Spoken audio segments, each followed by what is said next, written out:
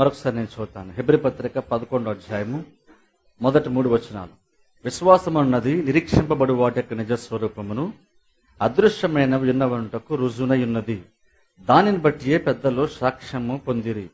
ప్రపంచములు దేవుని వాక్యము వలన నిర్మాణమైనవనియు అందును బట్టి దృశ్యమైనది కనబడు పదార్థములచే నిర్మింపబడలేదనియు విశ్వాసము చేత గ్రహించుకొనుచున్నాము. గత 7 వారం నుంచి విశ్వాసాన్ని గురించి మనం చూస్తున్నాం. విశ్వాసం ఎంత ప్రాముఖ్యమైనటువంటిదో తెలుసుకునే ప్రయత్నం చేస్తున్నాం. విశ్వాసం అంటుంటే క్రియల్లో అది ఎలాగున కనపరచబడుతుందో వాక్యం ద్వారా తెలుసుకునే ప్రయత్నం చేస్తున్నాం.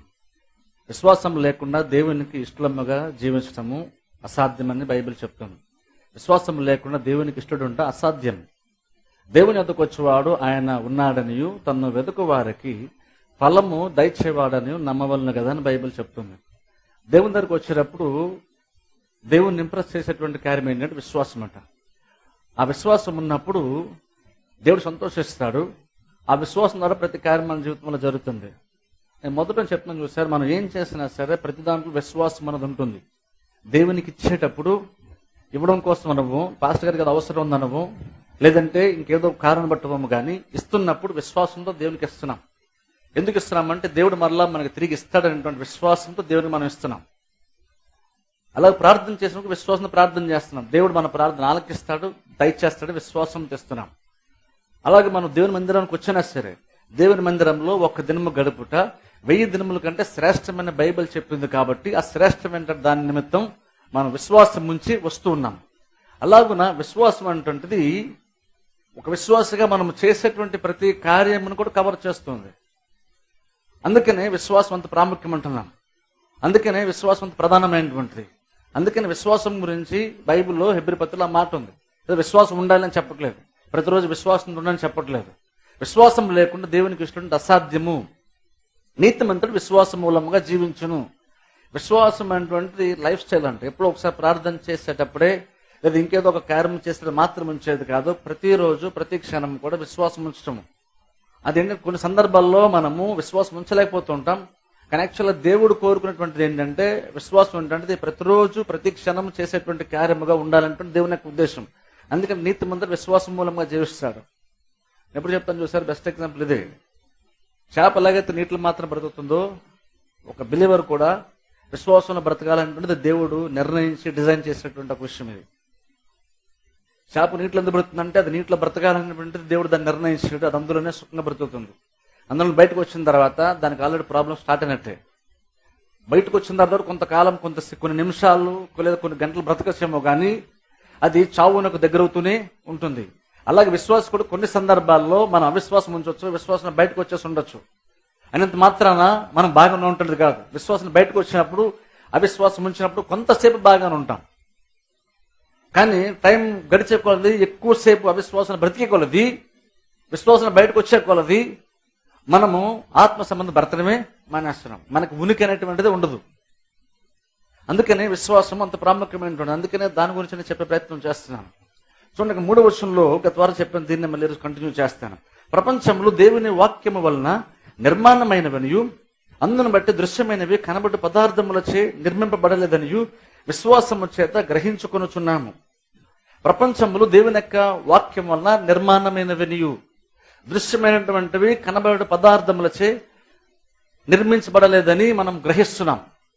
మనం చూసే ప్రతిదీ కూడా మనం చూస్తున్నామన్నటువంటి అర్థం ఏంటంటే భౌతిక సంబంధమైనది, పదార్థముతో ఉన్నటువంటి దాన్ని. ఇంగ్లీష్ అయితే మెటీరియల్ వరల్డ్ అంటాం, అంటే భౌతికంగా కనబడేటువంటి దాన్ని. అదంతా కూడా దృశ్యముగా కనబడే ప్రతిదీ కూడా అదృశ్యమైనటువంటి దానితో దేవుడు చేశాడంట. ఎంతవరకు చెప్పని చూస్తారు, అదృశ్యమైన దానితో చేశాడంటే దేంతో చేశాడు? అదృశ్యమైనటువంటిది ఏమిటి అంటే దేవుని యొక్క వాక్యం అదృశ్యమైనటువంటిది. ఎందుకంటే ప్రపంచము ఉనికిలోనికి రాక మునుపు, ప్రపంచము సృష్టింపబడక మునిపే దానికంటే ముందే ఉందంటే వాక్యం ఉంది. వాక్యం వచ్చిన తర్వాత సూర్యుడు వచ్చాడు. వాక్యము పలికిన తర్వాత ఈ భూమి వచ్చింది. వాక్యం పలికిన తర్వాత సముద్రము, జలచరాలు ఇవన్నీ వచ్చినాయి. వీటన్నిటికంటే ముందు వాక్యం వచ్చింది. వాక్యం తర్వాతనే ఇవన్నీ వచ్చినాయి. అలాగే మన జీవితంలో కూడా దేవుడు అలాగనే పనిచేస్తాడు. మన జీవితంలో ఒక కార్యము చేయాలని దేవుడు అనుకున్నప్పుడు, ఆ కార్యం ఎక్స్పీరియన్స్ చేయాలంటే, నువ్వు చూడాలనుకున్నప్పుడు, పొందుకోవాలనుకున్నప్పుడు ఫస్ట్ ఎక్కడికి వెళ్ళాలంటే భౌతిక ప్రపంచము. మన దృశ్యమైనటువంటి దాన్ని చూసేది దేంతో తయారు చేయబడిందో సృష్టించబడిందో దాని దగ్గరికి మనం వెళ్తే దాని ద్వారా భౌతిక ప్రతిదీ కూడా దేవుడు మన జీవితంలో చేస్తాడు. స్వస్థ అంటే భౌతిక సంబంధమైనది, శరీరానికి సంబంధించింది. ఆ స్వస్థత రావాలి అంటే ఆ స్వస్థతకు మునుపు దేవుడు ఒక కార్యాన్ని చేయడానికి మునుపు దేన్ని యూజ్ చేశాడో, ఎక్కడికి వెళ్ళాడో, ఏం జరిగిందో దాని దగ్గర మనం వెళ్ళాలి, వాక్యం దగ్గరికి వెళ్ళాలి. అలాగే ప్రతిదీ కూడా అదృశ్యమైన దాంతో సృష్టింపబడింది. అదృశ్యమైనది అన్నప్పుడు దేవుని యొక్క శక్తిని గురించి మాట్లాడుతుంది, దేవుని యొక్క వాక్యం గురించి బైబిల్లో దేవుడు మాట్లాడుతున్నాడు. దృశ్యమైనటువంటి ప్రతిదీ కూడా కనబడేటువంటి దాని చేత నిర్మించబడలేదు. అలా కనబడకుండా ఉన్నది ఏంటి అంటే అదే దేవుని యొక్క వాక్యం. అది ఆదికాండంలోకి వెళ్తే మనకు తెలుస్తుంది. దృశ్యమైనది కనబడే పదార్థములు నిర్మించబడలేదు అన్నప్పుడు ఆదికాండంలోకి వెళ్తే దాని రిఫరెన్స్ ఏంటి? అదృశ్యమైనది ఏంటి అంటే దేవుని యొక్క వాక్యం. దేవుని యొక్క వాక్యం అదృశ్యమైంది. ఆ వాక్యము దేవుడు పంపిస్తాడట. అది నిష్ఫలముగా నా ఎద్దుకు మరలక నేను పంపిన కార్యమును అది సఫలపరుస్తుందంట. దేవుడు వాక్యాన్ని పంపుతున్నాడు, ఆ వాక్యంలో దేవుని యొక్క కార్యము ఉంటుంది. దేవుడు ఆ రోజున భూమి కలుగును గాక అన్నప్పుడు జస్ట్ ఒక డైలాగ్ మాట్లాడలేదు ఆయన. ఆ వాక్యంలోని ఆ భూమి అనేటువంటిది ఉంది. ఎప్పుడైతే దాని నోట్లో పలికాడు దేవుడు, భూమి ఉనికిలోనికి వచ్చింది. అలాగే ప్రతిదీ కూడా దేవుని యొక్క నోటు నుండి వస్తుంది, దేవుని యొక్క వాక్యం నుండి వస్తుంది. అందుకనే మనకి దేవుడు మన జీవితంలో చేయాలి అనుకున్నప్పుడు మనం ఫస్ట్ వెతకాల్సింది దేని దగ్గర రావాలంటే దేవుని యొక్క వాక్యం దగ్గర రావాలి. ఆ వాక్యమును దేవుడు మనకు ఇచ్చినప్పుడు, పంపించినప్పుడు, వాక్యంలో దేవుడు మనతో మాట్లాడినప్పుడు ఆ వాక్యంలో నీకు అవసరమైనటువంటి కార్యాన్ని దేవుడు వాక్య రూపంలో పెట్టి పంపిస్తున్నాడు. కాకపోతే ఏంటంటే మనకు వాక్యం అలా కనబడదు కాబట్టి మనం బయట ప్యాకేజ్ చూసి మోసపోతున్నాం ఒక్కొక్కసారి. ఆ వాక్యంలోనే దేవుని యొక్క కార్యం ఉంది. కాకపోతే ఏంటంటే దేవుని యొక్క కార్యము వాక్యం అంటే దానిలో పెట్టి పంపించాడు కాబట్టి మనం పైపు దాన్ని చూసి నాకు బోల్ ప్రాబ్లమ్స్ వస్తాయండి, మీరు తెచ్చుకొచ్చి వాక్యం వినమంటున్నారు ఏంటంటే అంటారు చాలా మంది. శ్రద్ధగా వాక్యం విన దేవుడు కార్యం చేస్తాడంటే నాకు బోల్ ప్రాబ్లమ్స్ ఉన్నాయి, ఏదైనా చేయండి, నాకు కావాల్సిన ఇప్పుడు వాక్యం కాదు, నాకు కావాల్సిన ప్రసంగాలు వినడం కాదు నాకు కావాల్సి అనుకుంటాం. కానీ నేనైతే ఏమంటానంటే నీకు ఏదన్నా దేవుని దగ్గర ఏదైనా కావాలన్నప్పుడు వీలైనంత ఎక్కువ వాక్యం టైం స్పెండ్ చేయాలి. ఎంత ఎక్కువగా వాక్యం వింటామో ఆ వాక్యంలో నీకు సంబంధించిన కార్యం ఉంటుంది. దేవుడు దాన్ని పంపిస్తాడు. ఆ వాక్యం భద్రపరుచుకున్నప్పుడు, ఆ వాక్యంను స్థిరపరుచుకున్నప్పుడు అది నూరంతలుగా వాళ్ళు ఫలిస్తారంట. మారు స్వార్థ 4 చూసారు, నేను చాలాసార్లు చెప్పాను కదా, దాన్ని చెప్పట్లేదు. ఆ 4 రకాల హృదయాల గురించి ఇక్కడ యేసుక్రీస్తు ఉపమానం చెప్తారు. చెప్పినప్పుడు ఆ మొదటి 3 రకాల్లో ఆయా సందర్భాల్లో సాతానుడు వచ్చి వాక్యాన్ని ఎత్తుకెళ్ళిపోయాడు. కానీ 4వ దాని దగ్గరికి వచ్చారు, యేసుక్రీస్తు వేరేగా చెప్పారు. ఏమంటారంటే ఆ వాక్యము హృదయంలో ఎత్తబడిందంట, వాళ్ళు దాన్ని భద్రపరచునంట. వాళ్ళ గురించి మాట్లాడాలంటే వాక్యం ఫలించిందని చెప్పలేదు యేసుక్రీస్తు, వారు నూరంతలుగా ఫలించువారు అన్నారు. వాక్యం వినటువంటి వాడు ఫలిస్తున్నాడంట. ఆ వాక్యం ఫలించింది చెప్పట్లేదు, వారు ఫలిస్తారు. ఎందుకంటే ఆ వాక్యంలో నీకు అవసరమైనటువంటిది ఉంది.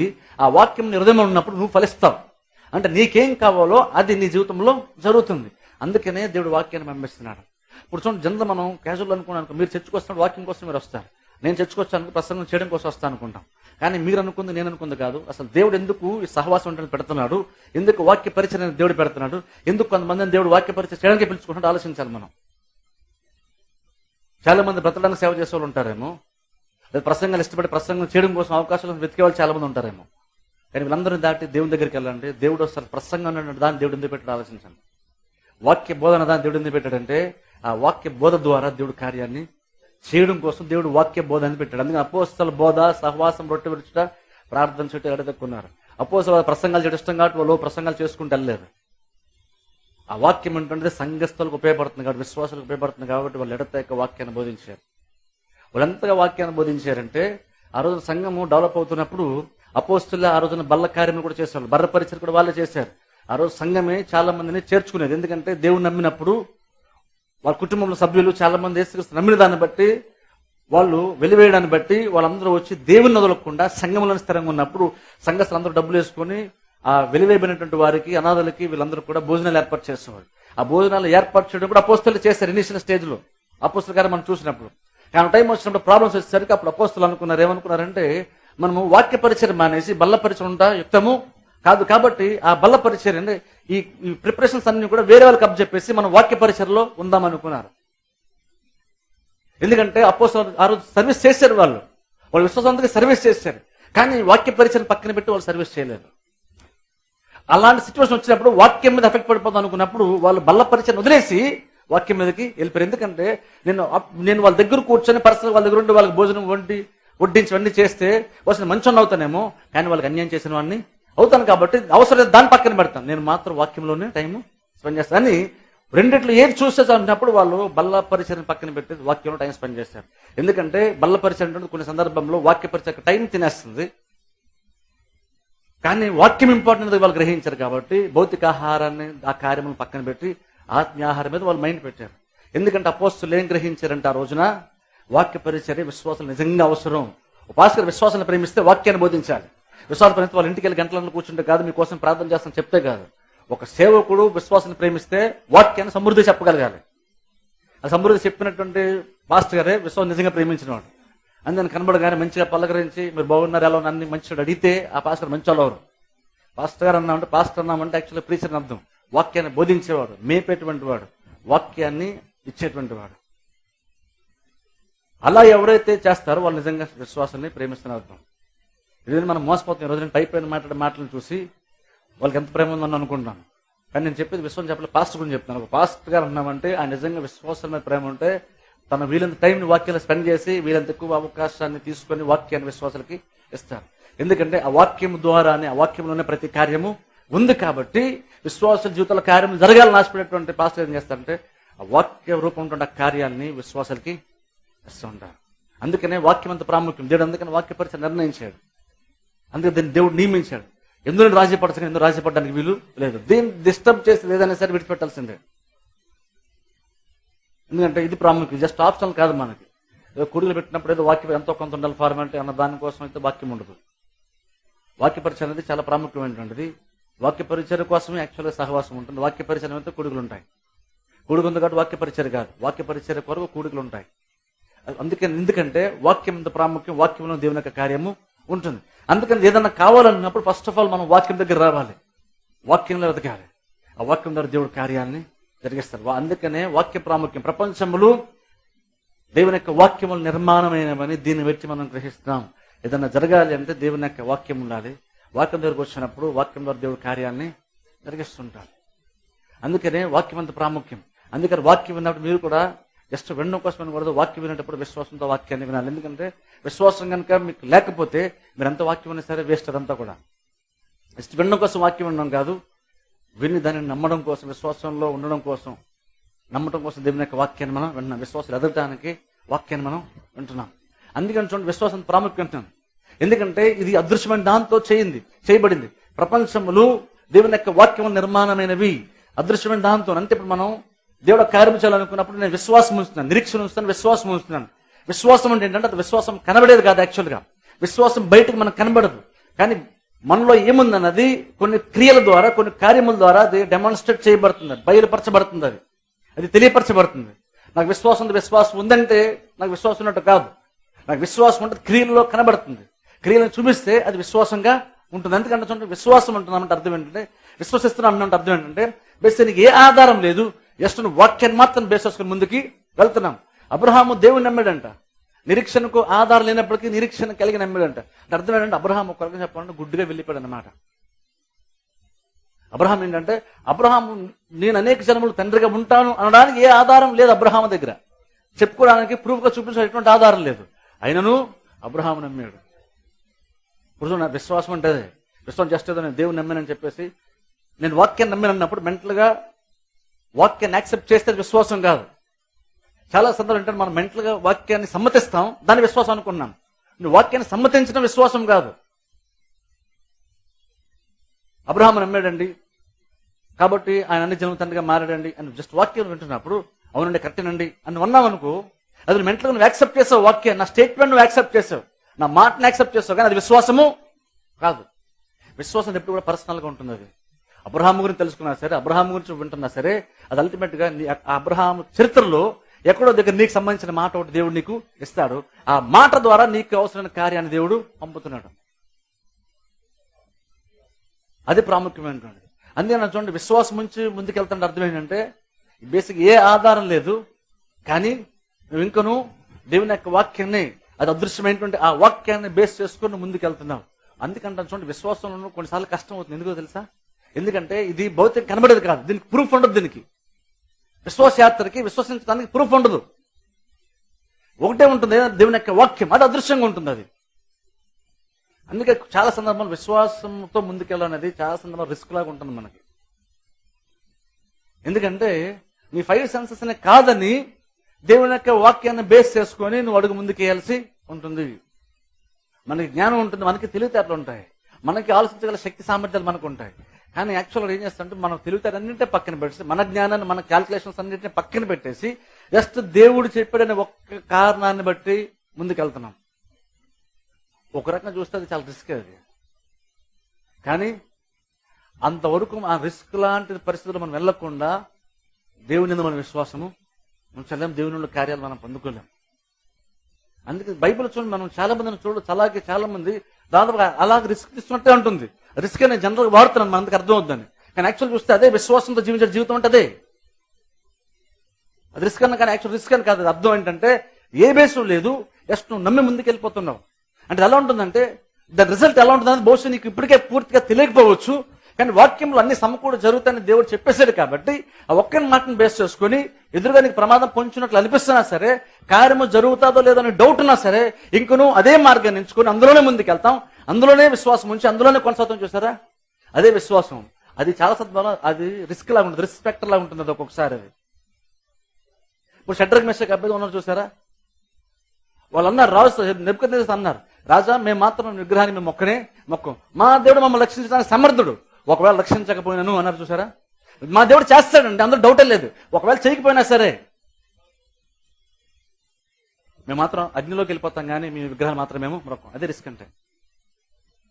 చేస్తాడని నమ్మకం వాళ్ళకు ఉంది, కానీ రిజల్ట్ ఒకవేళ లేకపోయినా సరే మేము మాత్రం నీ విగ్రహం నమస్కరించము. అది రిస్క్ తీసుకోవడం అంటే, అదే విశ్వాసం అంటే. వాళ్ళు నమ్మారు దేవుడు ఖచ్చితంగా రక్షణ మాకు సమర్థుడు, మా దేవుడు చేయగల సత్తా ఉంది దేవునికి అంటున్నారు వాళ్ళు. మా దేవుడు చేస్తాడు అంటే ఒకవేళ చేయకపోయినా సరే పర్లేదు మేము మాత్రం అంటే వాళ్ళు దేవుడు చేస్తా నమ్మకం వాళ్ళకు ఉంది. ఒకవేళ చేయకపోయినా సరే మేము ఇందులోకి వెళ్తాం అని వాళ్ళు ముందుగానే నిర్ణయం తీసేసుకున్నారు. ఆ నిర్ణయాన్ని బట్టి వాళ్ళు అగ్నిగుండంలో నడుచుకుంటూ వాళ్ళు వెళ్ళారు. అంటాను అలా ఉంటుంది విశ్వాసం అంటే, అలా ఉంటుంది. ఎస్తేరు రాని చూసారా, రాణిగా మార్క్ మునుపు ఆమె ప్రజలతో అంటుంది, నేను రాజు దగ్గరికి వెళ్తున్నాను, ఒకరిని నశించేదను, నేను నశించినా పర్వాలేదు, నశిస్తాను, కానీ నేను వెళ్తాను. అంటే దాదాపు అంతా చనిపోయే వరకు ఆ ఎడ్జ్ వరకు వెళ్ళిపోయి వాళ్ళు మళ్ళీ తిరిగి వెనక్కి వచ్చారు. విశ్వాసం అంటే అదే ఉంటుంది. చాలా సందర్భంలో విశ్వాసం ఉంచి అంటే అలాంటి సిచ్యువేషన్లోకి మనం వెళ్తాం. విశ్వాసం ఉంచామంటే చాలా సందర్భంలో అలాంటి క్రిటికల్ పొజిషన్లోకి వెళ్తావు. దాదాపు అగ్నిగుండంలోకి వెళ్ళిపోతున్నావు, నేను దేవుడు నమ్మని చెప్పుకున్నాను, దేవుడు నమ్మితే అగ్నిగుండం నా ముందు ఎందుకుందని నువ్వు అనుకుంటావు. దేవుడు నమ్మితే నాకు అసలు ఇంత ప్రాబ్లం ఎందుకు వస్తుంది అనుకుంటాం. దేవుడు నమ్మితే నాకు ఇంత సమస్యలు ఎందుకు వస్తున్నాయి, దేవుడు నమ్మితే అసలు నాకు నా ముందు అగ్నిగుండం ఎందుకు ఉంది, దేవుడు నమ్మితే ఈ రాజుగారు ఎందుకు నన్ను క్వశ్చన్ చేస్తున్నారు అనుకుంటాం. దేవుడు నమ్మే విశ్వాసం కాబట్టి రాజు క్వశ్చన్ చేయకూడదు, విగ్రహాన్ని ముఖ్యంత ప్రెషర్ మనం ఉండకూడదు, ఎదురు అగ్నిగుండం ఉండకూడదు అని మనం అనుకుంటున్నాం. ప్రెషరే ఉండకూడదు అనుకుంటున్నాం నమ్మేం కాబట్టి. అని వేస్తే మన నమ్మకం ఎలా ఉంటుంది అంటే ప్రెషర్ లేని నమ్మకం గురించి మాట్లాడుతున్నాం. కానీ నిజంగా నమ్మటం అంటే ఆ నమ్మకంలో చాలా ప్రెషర్ ఉంటుంది, చాలా ఒత్తిడి ఉంటుంది, అందులో మెంటల్ టెన్షన్ చాలా ఉంటుంది, ఫిజికల్ గా చాలా వీక్ అవుతాం ఒక్కోసారి. కానీ వాళ్ళు అన్నారు, మేము నశిస్తాను ఇస్తారని అంది. ఆ ముగ్గురు షడ్రక్ మెషక్ అబేద్నెగోలు వీళ్ళు ముగ్గురు అన్నారు, ఒకవేళ దేవుడు మమ్మల్ని రక్షించకపోయినా సరే పర్వాలేదు, కానీ మేము మాత్రం నీ విగ్రహానికి మొక్కున్నారు అంటాను. అది విశ్వాసం అంటే. అలాంటి సిచ్యువేషన్ ఉంటాం. చూద్దాం వాక్య భాగాన్ని మత్తయి సువార్త 14వ అధ్యాయంలోకి వెళ్దాం.